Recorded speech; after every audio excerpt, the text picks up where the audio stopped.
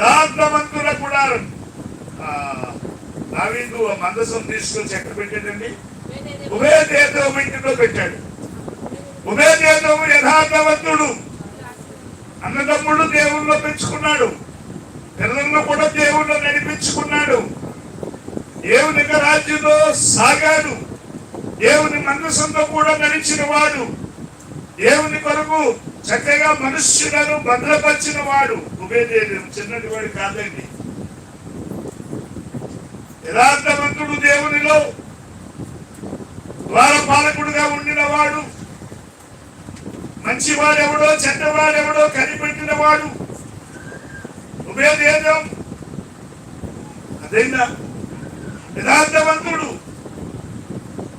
కనుక దేవుడు తన ఇల్లుని ఆశీర్వదించాడు, ఇల్లంతటిని ఆశీర్వదించాడు, పరివారాన్ని ఆశీర్వదించాడు, కుటుంబాన్ని ఆశీర్వదించాడు, అందరినీ ఆశీర్వదించాడు. దేవునికి స్తోత్రం.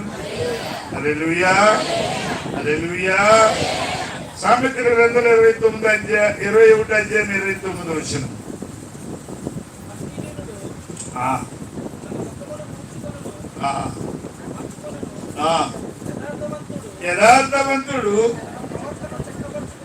యథార్థవంతుడు తన ప్రవర్తన చక్కపరుచుకుంటాడంట.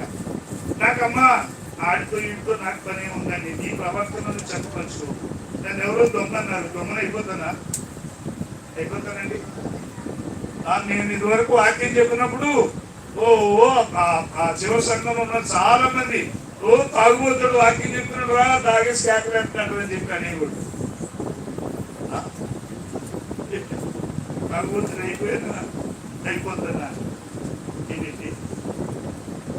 యథార్థవంతుడు తన ప్రవర్తన చక్కపరుచుకుంటాడు,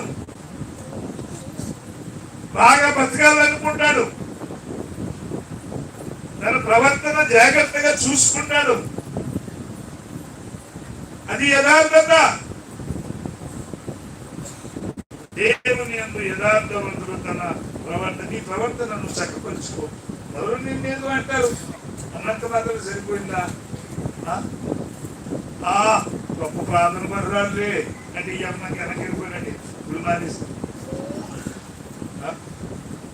ఎవరో నిన్ను ఏమన్నారంటే కొన్నిలో లోటు పట్టులు ఉంటే చక్కపరుచుకో, ఈ జీవితాన్ని చక్కపరుచుకో. అంటే మన జీవితాన్ని మనం చక్కపరుచుకుంటామండి.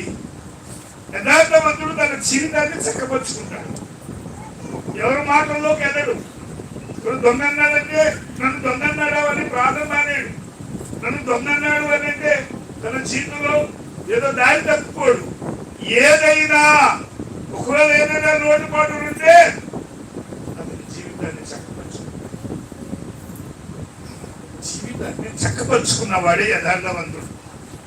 తన నడవడిని చక్కపరుచుకున్నవాడే యథార్థవంతుడు. దేవుని బిడ్డ యథార్థత కలిగిన వాడు తన ఒక నడవడిని, తన జీవితాన్ని చక్కపరుచుకున్నాడు.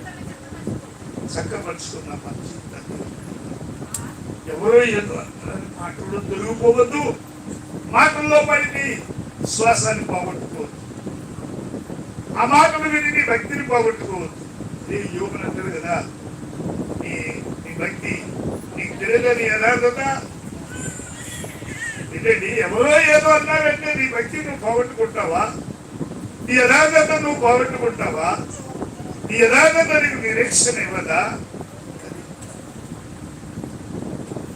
దేవుని బిడ్డలారా, మనందరం కూడా దేవుని యొక్క సన్నిధిలో చాలా జాగ్రత్త కలిగి నా దేవుని కొరకు యథార్థంగా నేను బతుకుతాను, మంచి సాక్ష్యం తెచ్చుకుంటాను, మంచి బిడ్డగా ఉంటానని చెప్పి దేవుని స్థితిలో నటన నేర్చుకో, జీవించడం నేర్చుకో. ఇంకో మాట చెప్పి ముగించుకుందామంటే దేవుని బిడ్డలారా, 28 అంటే 18 తెచ్చిన అదే సామెత గ్రంథంలో